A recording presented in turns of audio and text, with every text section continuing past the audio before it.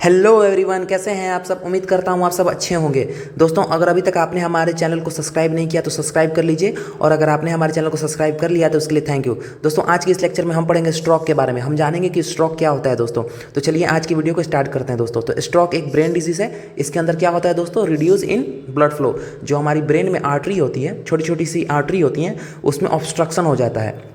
Suppose कीजिए दोस्तों, ये हमारी आर्टरी है ब्रेन की, इसमें क्या हो जाएगा, क्लॉट फॉर्मेशन हो जाएगा। और नहीं तो दूसरा केस में क्या होगा दोस्तों, कि जो हमारी आर्टरी है उसका स्पाजम हो जाएगा, वो नैरोइंग हो जाएगी दोस्तों।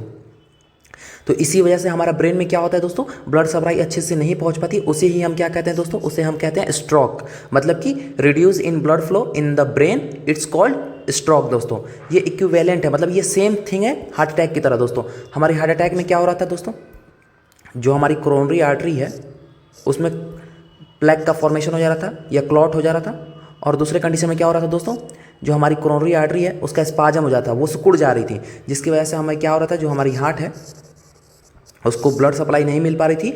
हार्ट का मायोकार्डियल सेल का, मतलब हार्ट की पूरी सेल का नेक्रोसिस हो जा रहा था, लार्ज एरिया सेल डेथ हो जा रहा था, जिसकी वजह से हम उसे हार्ट अटैक कह रहे थे या मायोकार्डियल इन्फ्रैक्शन कह रहे थे दोस्तों। उसी तरह ये स्ट्रोक है, बट ये डिफरेंस इसमें इतना है कि स्ट्रोक जो होता है वो हमारे ब्रेन में होता है दोस्तों, और जो हार्ट अटैक है वो हमारे हार्ट में होता है। दोनों सेम थिंग है दोस्तों, बट कन्फ्यूज़न बहुत सारे स्टूडेंट को यहाँ होती है कि स्ट्रोक में डिफरेंस क्या है और हार्ट अटैक में डिफरेंस क्या है। तो स्ट्रोक हमारे ब्रेन के एरिया को इफेक्ट करता है, और जो हार्ट अटैक है वो हमारे हार्ट के एरिया को इफेक्ट करता है दोस्तों। तो स्ट्रोक में क्या होता है दोस्तों, इसके अंदर क्या होता है, जो ब्लड वेसल्स होती हैं हमारी ब्रेन की, उसमें ब्लॉकेज हो जाता है, और नहीं तो उसमें ब्लीडिंग होने लगता है किसी एटोलॉजिकल फैक्टर की वजह से या किसी कॉजेस की वजह से। क्या होता है कि जो हमारी ब्रेन की ब्लड वेसल्स होती हैं वो रप्चर हो जाती हैं, जिसमें से हमारी ब्रेन में ब्लीडिंग होने लगती है। अगर मान लीजिए, सपोज कीजिए कि किसी को ट्रॉमा हुआ, इंजरी लगी, ब्रेन में इंजरी लगी और एक्सेसिव ब्लीडिंग होने लगा, हिमोरेज होने लगा, जिसकी वजह से हमारी क्या होगी, ब्लड की जो ब्रेन की ब्लड वेसल्स है वो तो रप्चर कर जाएंगी, और उसकी वजह से ब्रेन में हमारी ब्लीडिंग होने लगेगी या ब्लॉकेज हो जाएगी। मान लीजिए क्लॉटिंग हो गया, हमारी जो ब्रेन है, ब्रेन की ब्लड वेसल्स है उसमें क्लॉट हो गया, एथ्रोक्लोरिस का फॉर्मेशन हो गया, जिसकी वजह से हमारी जो ब्रेन है उसकी जो सेल है उसमें नेक्रोसिस होने लगेगा, सेल डेथ होने लगेगी। और अगर ब्रेन की सेल डेथ हुई तो ब्रेन की सेल डेथ कभी भी दोबारा नहीं हो पाती, क्योंकि ये न्यूरॉन्स से मिलकर बनी होती है, और न्यूरॉन्स में सेंट्रोमेयर प्रेजेंट नहीं होते, जिसकी वजह से सेल डिवीज़न नहीं हो पाता।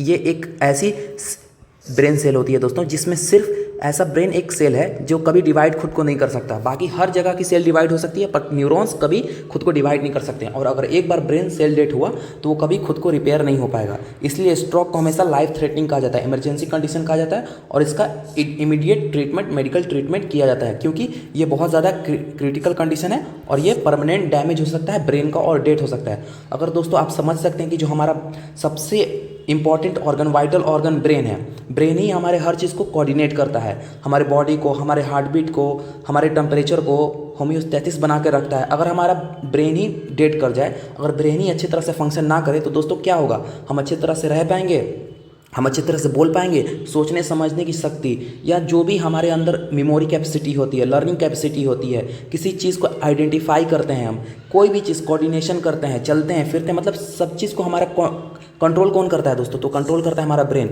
और अगर ब्रेन ही के अंदर अगर ब्लड फ्लो हो जाएगा, रिड्यूस ब्लड फ्लो हो जाएगा, तो हमारा ब्रेन अच्छे से वर्क नहीं कर पाएगा, क्योंकि न्यूट्रिशन उसको नहीं मिलेगा, ऑक्सीजन नहीं मिलेगा, जिसकी वजह से हमारा सेल डेथ होना निश्चित है। यानी कि सेल डेथ होना दम नेसेसरी है, और सेल डेथ हो जाएगी दोस्तों। ये मोस्ट कॉमन हैपेंड है। ये हमारी जो इसमें मोस्ट कॉमन क्या होता है दोस्तों, कि जो हमारी आर्टरी होती है उसमें ब्लॉकेज हो जाती है, और नहीं तो ब्लीडिंग होने लगती है ब्रेन के अंदर, जैसे कि हमने ऊपर डिस्कस किया। और जो हमारी ब्रेन सेल होती हैं उसमें क्या होते हैं, धीरे धीरे अगर जब हमारे ब्रेन सेल को ऑक्सीजन नहीं मिलेगी, न्यूट्रिशन नहीं मिलेगी, सपोज कीजिए दोस्तों ये हमारी ब्रेन सेल है, अगर इसको लैक ऑफ ऑक्सीजन होगा या न्यूट्रिएंट्स नहीं मिलेगी, अगर ये दोनों चीज़ नहीं मिलेगी तो क्या होगा दोस्तों, हमारी जो ब्रेन की सेल है वो डेट होने लगेगी। और जब ब्रेन की सेल ही डेट होने लगेगी तो जितनी भी हमारी डेली लाइफ के वर्क हैं या हम लिविंग हैं, सबसे पहले तो दोस्तों हम ज़्यादा दिन तक सर्वाइव ही नहीं कर पाएंगे, हम डाई हो जाएंगे, हम मर जाएंगे, और नहीं तो हमारी बॉडी पैरालिसिस हो जाएगी, कोमा में जा सकते हैं हम दोस्तों। तो आपको मैं उम्मीद करता हूँ कि जो स्ट्रोक मैंने बताया डेफिनेशन आपको पूरी तरह से स्ट्रोक क्लियर हुई होगी। तो हम अब बढ़ते हैं इसके टाइप्स की तरफ कि स्ट्रोक कितने टाइप्स के होते हैं दोस्तों। आप इस इमेज को अभी ध्यान मत दीजिए, इसको आप साइड में रखिए, पहले आप इसके टाइप्स को देखिए दोस्तों। तो सबसे पहले इसका इस्कीमिक स्ट्रोक होता है। इस्कीमिक मतलब होता है लैक ऑफ ऑक्सीजन दोस्तों, lack of oxygen. Ischemic hemorrhagic stroke, इसमें क्या होता है, हिमोरेजिक मतलब ब्लीडिंग दोस्तों। मैं आपको एक एक चीज़ को तोड़ तोड़ के बताऊंगा। ट्रांजिएंट इस्कीमिक हार्ट अटैक या इसे मिनी स्ट्रोक भी बोलते हैं। ये पार्शियल समय के लिए होता है, ये टेम्प्रोरी कुछ देर के लिए होता है और फिर ये रिवर्सिबल है, मतलब ये खुद फिर ठीक हो जाता है दोस्तों। ब्रेन स्टेम स्ट्रोक होता है, इसमें क्या होता है, जो हमारी ब्रेन स्ट्रीम होती है, जो हमारी मेडुला ऑब्लोंगेटा होती है, हमारी पाउंस होती है, जो नीचे की ब्रेन की एरिया होती है, जैसे कि सपोज कीजिए कि ये हमारी ब्रेन है और ब्रेन की ये जो है जो मेडुला ऑब्लोंगेटा होती है, इस जो एरिया होती है वहाँ पे नेक्रोसिस होने लगता है, क्योंकि लैक ऑफ ऑक्सीजन होने लगता है। यहाँ पे क्या होगा दोस्तों, लैक ऑफ ऑक्सीजन होने लगता है, जिसकी वजह से सेल डेथ होने लगता है। और एक और होता है क्रिप्टोजेनिक शॉक। मेनली यहाँ पे इसका कॉज अननोन है दोस्तों। मेनली आपको 3 टाइप्स ही मेन होते हैं। ये जो 3 टाइप्स हैं, जैसे कि इस्कीमिक स्ट्रोक, हिमोरेजिक स्ट्रोक और ट्रांजिएंट इस्कीमिक हार्ट अटैक, यानी कि हार्ट अटैक नहीं, सॉरी दोस्तों, अटैक, इस्कीमिक हार्ट अटैक, यही ज़्यादा तीनों मेन है। जैसे कि आप स्ट्रीनो डायग्राम में भी देख सकते हैं। देखिए इस्कीमिक में क्या हो रहा है दोस्तों, कि जो हमारी ब्लड फ्लो है वो रिड्यूस हो जा रही है, लैक ऑफ ऑक्सीजन हो जा रहा है, यहाँ पे क्लॉट का फॉर्मेशन हो जा रहा है, जिसकी वजह से हमारी ब्लड वेसल्स ब्लॉक हो जा रही है और हमारी ब्रेन को अच्छी तरह से ब्लड सप्लाई नहीं दे रही है। हिमोरेजिक स्ट्रोक में क्या हो रहा है दोस्तों, कि यहाँ रप्चर हो जा रहा है, जो हमारी ब्लड वेसल्स हैं उनका रप्चर हो जा रहा है किसी ट्रॉमा की वजह से या किसी एक्सीडेंट की वजह से या हाइपरटेंशन, कभी कभी हाइपरटेंशन भी कॉज करता है हमारी किस चीज़ को, हेमोरेजिक स्ट्रोक को।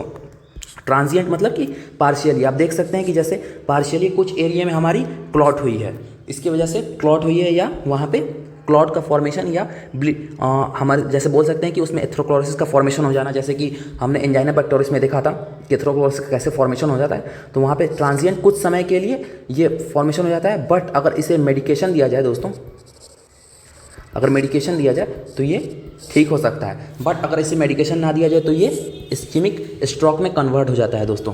तो आइए अब हम एक एक कर सब सारे टाइप्स को हम डिस्कस करते हैं दोस्तों। तो सबसे पहले इस्कीमिक स्ट्रोक। इस्कीमिक स्ट्रोक में क्या होता है दोस्तों, जो हमारी ब्लड वेसल्स होती हैं, जो ब्रेन को ब्लड सप्लाई करती हैं, उसमें क्लॉट हो जाता है, मतलब कि ब्लड क्लॉट हो जाता है, जिसकी वजह से क्या होता है, ब्लॉकेज हो जाता है।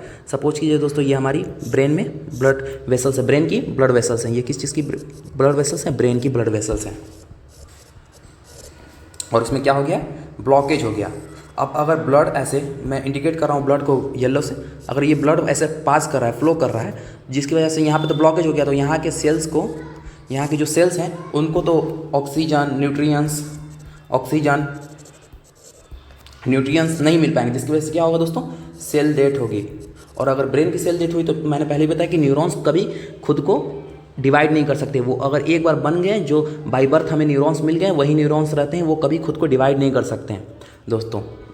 अब आइए इसके कॉजेज़ को देखते हैं। ये मोस्ट कॉमन है। हाँ दोस्तों, एक और चीज़, ये मोस्ट कॉमन है। अगर सबसे ज़्यादा स्ट्रोक की केस देखी जाती है तो वो है इस्कीमिक स्ट्रोक की केस देखी जाती है। ये मोस्ट कॉमन है, ज़्यादातर पेशेंट में, ज़्यादातर इंडिविजुअल में यही वाला स्ट्रोक मिलता है दोस्तों।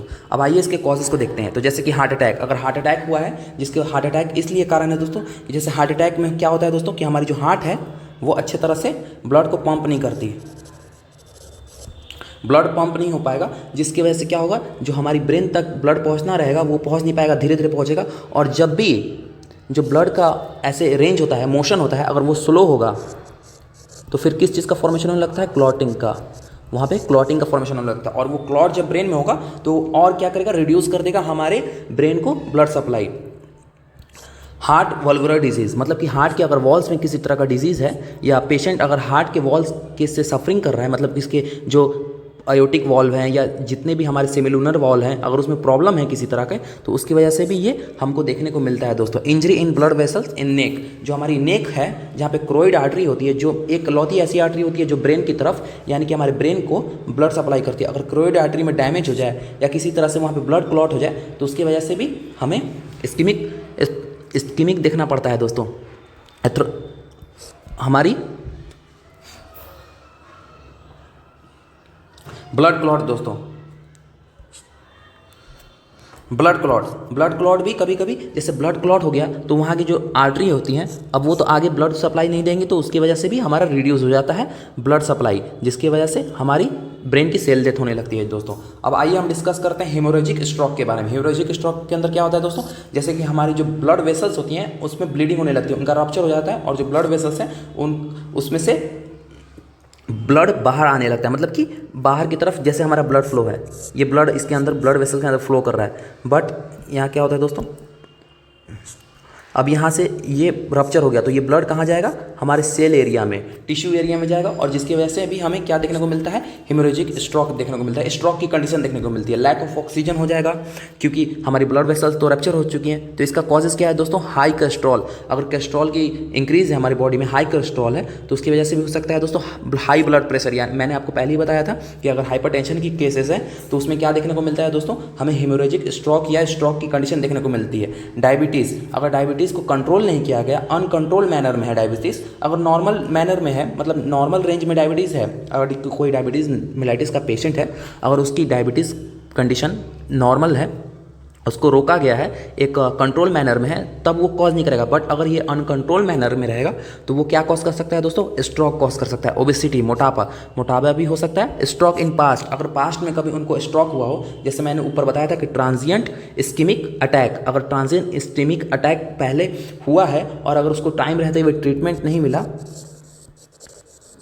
अगर ट्रीटमेंट नहीं मिला तो वो किस चीज़ में कन्वर्ट हो जाएगा दोस्तों, स्ट्रोक में। और कौन सा स्ट्रोक में कन्वर्ट हो जाएगा, इस्केमिक स्ट्रोक में कन्वर्ट हो जाएगा। फैमिली हिस्ट्री, अगर फैमिली हिस्ट्री में किसी को स्ट्रोक हो चुका है पहले ऑलरेडी, अगर फैमिली में पापा को या दादा को या मम्मी को या किसी भाई बहन को, ऐसे फैमिली मेम्बर में किसी जेनेटिक्स भी कॉजेस होता है, अगर किसी को स्ट्रोक है तो चांसेस बढ़ जाते हैं कि अगले बंदे या अगले जो भी पेशेंट होंगे उनको स्ट्रोक हो सकते हैं दोस्तों। स्मोकिंग, ये तो नॉर्मल है, आप सबको जानते हैं कि अगर कोई भी बंदा स्मोकिंग करेगा या अल्कोहल अब्यूज़ करेगा तो उसमें हो सकता है दोस्तों। अब आइए हम देखते हैं ट्रांजिएंट इस्केमिक अटैक, या इसे मिनी स्ट्रोक भी कहते हैं। मिनी इसलिए कहते हैं कि ये शॉर्ट पीरियड के लिए होता है दोस्तों, ये बहुत कम पीरियड के लिए होता है। इसमें क्या होता है कि हमारी जो ब्लड वेसल्स होती हैं, जो हमारी ब्रेन की ब्लड वेसल्स होती हैं, उसमें टेम्पोररी कुछ समय के लिए ब्लड सप्लाई फ्लो रिड्यूस हो जाती है, जो ब्लड सप्लाई है उसमें ब्लॉकेज हो जाता है और जिसकी वजह से हमारी जो ब्रेन है उसको प्रॉपर अमाउंट में ब्लड नहीं मिल पाता, जिसकी वजह से हमें कभी कभी चक्कर आना या डिजीनेस होना, ऐसे तरह की हमें सिम्टम्स देखने को अपेयर मिलती हैं दोस्तों। इसका कॉजेज सेम है, जैसे आपने इस्केमिक स्ट्रोक में पढ़ा था वही कॉजेज सेम है, आप सेम लिख सकते हैं कॉजेज। मैंने इसलिए नहीं लिखा क्योंकि आपको हर एक चीज़ को बार बार याद करने से अच्छा है कि मैंने वो लिखा है, वो चीज़ को भी आप पढ़ लेते हैं तो आप इसमें अपने कॉजेज़ को लिख सकते हैं, क्योंकि दम इसका कॉजेज़ और उसका कॉजेज़ दम सेम है। क्या कॉजेज़ हो सकता है दोस्तों, हाइपरटेंशन, क्लॉटिंग और ऐसे जो भी मैंने उसमें बताया, स्मोकिंग, फैमिली हिस्ट्री, अगर ऐसे कोई भी कॉजेस है तो इसमें भी ये इन्वॉल्व हो सकता है दोस्तों। तो जो 4 टाइप है ब्रेन स्ट्रीम स्ट्रोक, इसमें क्या होता है, जो हमारे ब्रेन स्ट्रीम होती हैं, जैसे कि ये हमारा ब्रेन है दोस्तों, मैंने ऊपर ही डायग्राम में बताया, सपोज कि ये हमारा ब्रेन है और ये हमारी ब्रेन स्ट्रीम है, और इसके बाद जो हमारी स्पाइनल कॉर्ड स्टार्ट हो जाती है, स्पाइनल कॉर्ड स्टार्ट होने लगती है। तो जो हमारी ब्रेन स्ट्रीम के पास जो हमारी क्रोइड आर्टरी होती है, मैं इस चीज़ को ब्लू से इंडिकेट कर रहा हूँ, वहाँ पे क्या होता है, जब क्रोइड आर्टरी में स्पाजम हो जाती है या उसमें क्लॉट का फॉर्मेशन हो जाता है, जो हमारी ब्रेन स्ट्रीम होती है उसको प्रॉपर अमाउंट में ऑक्सीजन डिलीवर नहीं हो पाता, जिसकी वजह से क्या होता है दोस्तों कि कभी कभी हमें गर्दन लॉक महसूस होती है, मतलब कि जो हम गर्दन का मूवमेंट करते हैं, हमारी नेक की मूवमेंट, जो हमारी रोटेशन कैपेसिटी होती है वो लॉक हो जाती है। जैसे कि आपकी गर्दन एक ही तरह रहेगी, स्ट्रेट रहेगी, स्टिफनेस हो जाएगी नेक में, वो ऐसे मोशन नहीं कर पाएगी और हमें बोलने में भी बहुत ज़्यादा डिफिकल्टी होगी दोस्तों, जिसकी वजह से। और ये सारा कारण क्या है दोस्तों, इसका कॉजेज़ क्या है दोस्तों, तो इसका कॉजेज़ है कि ब्लड क्लॉट हो जाना, जैसे हमारी ब्लड क्लॉट हो जाएगी, सेम है दोस्तों, सिंपल सी चीज़ है। अगर हमारी रिड्यूस हुई है, अगर हमारी ब्लड फ्लो रिड्यूस हुई है तो उसका क्या कारण हो सकता है दोस्तों, तो अगर हमारे ये ब्लड वेसल्स है तो उसमें क्या हो सकता है, नहीं तो इसमें क्लॉट हो गया हो और नहीं तो दूसरा इसका नैरोविंग हो गया हो। बस आप इतना चीज़ याद रखिए, आपको ये जितना भी स्ट्रोक है, एमआई है या एंजाइना पेक्टोरिस, आपको ऐसे ही क्लियर होते रहेगा दोस्तों।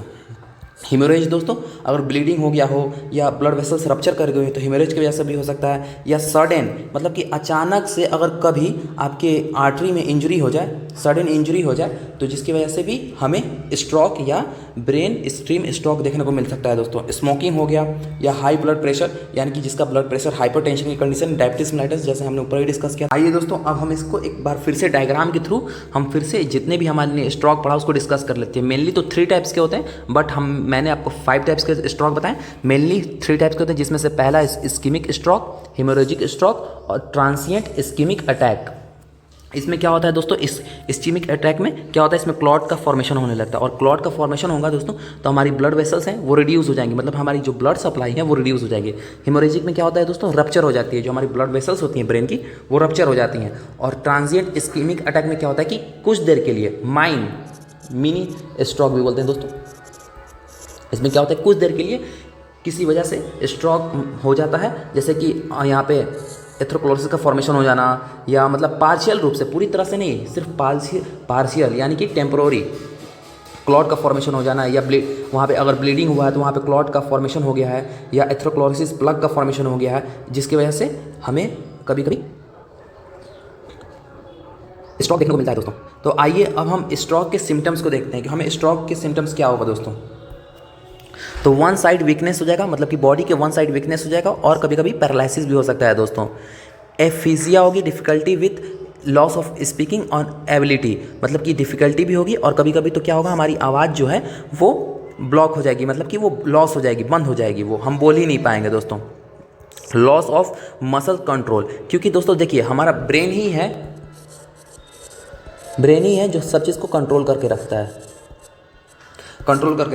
अगर ब्रेन ही हमारा फंक्शन ना करे या ब्रेन हमारा काम ना करे तो क्या हो सकता है दोस्तों, विज़न भी हम ब्रेन से देखते हैं तो विज़न लॉस हो जाएगा, डबल विज़न हो सकता है दोस्तों, लॉस ऑफ कोऑर्डिनेशन हो सकता है, एटेक्सिया हो सकता है, हम कोऑर्डिनेशन नहीं कर पाएंगे, सीजर देखने को मिलेगा, हमें मिर्गी देखने को मिल सकता है, लॉस ऑफ मेमोरी हो सकता है, हेडेक हो जाएगा दोस्तों, फटीग होने लगेगा, हमें बहुत ज़्यादा थकावट होने लगेगा दोस्तों, वर्टिगो, डिज्निया हो जाएगा, नोजिया, वोमिटिंग, और नेक का स्टिफनेस हो जाएगा, मतलब कि जो हमारी नेक है वो अच्छी तरह से मूवमेंट नहीं कर पाएगी, उसका मोशन नहीं हो पाएगा दोस्तों। तो अब आइए इसके कॉम्प्लिकेशन को हम डिस्कस करते हैं कि अगर टाइम रहते हुए अगर स्ट्रोक को ट्रीट नहीं किया गया, ट्रीटमेंट नहीं मिला, तो वो किस चीज़ में कन्वर्ट हो जाएगा, उसकी कॉम्प्लिकेशन क्या क्या होगी। तो कोमा, पेशेंट कोमा में चला जाएगा, पैरालिसिस हो जाएगी, पूरी बॉडी को पैरालिसिस हो जाएगी, क्योंकि वहाँ के नर्व्स डैमेज हो जाएंगे, सेल डेथ हो जाएगी, मतलब क्योंकि अगर सेल वहाँ की डेथ हो जाएगी, हमारी ब्रेन की सेल इतनी सेंसिटिव है दोस्तों कि अगर एक बार डेथ हुई तो वो फिर से खुद को रिवर्सिबल, मतलब कि वो इरिवर्सिबल डैमेज होगा दोस्तों, तो जिसकी वजह से पेशेंट को सेल डेथ हो जाएगा और वो डेथ कर जाएगा, खुद मर जाएगा, लाई हो जाएगा दोस्तों।